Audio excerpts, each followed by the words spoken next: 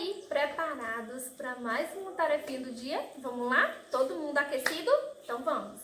A tarefa de hoje, nós vamos explorar os sons de 3 letras.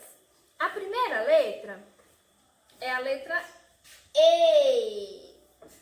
E. Olha como eu falo quando eu falo E. E. Ó a boca. E. Outra palavrinha.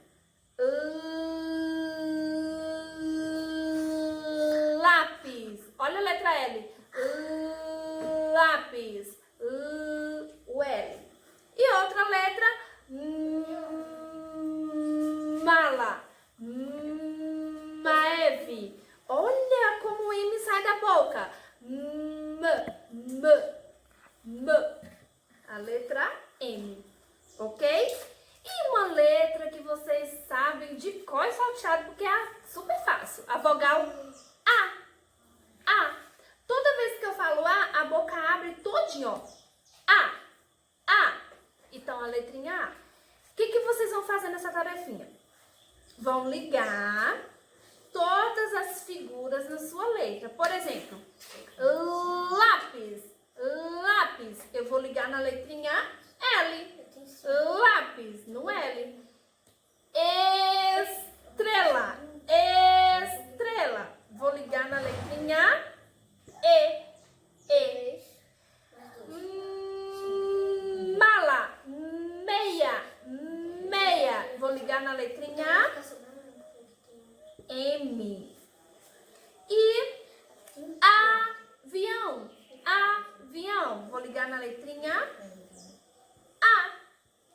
Ok? Na próxima tarefa, vocês vão pintar as vogais E de azul e A de amarelo, ok? Então, por exemplo, caneta. Vou procurar qual é a vogal, caneta. Vou pintar o E de azul e o A de amarelo. Caneta, presta atenção. K, apareceu A.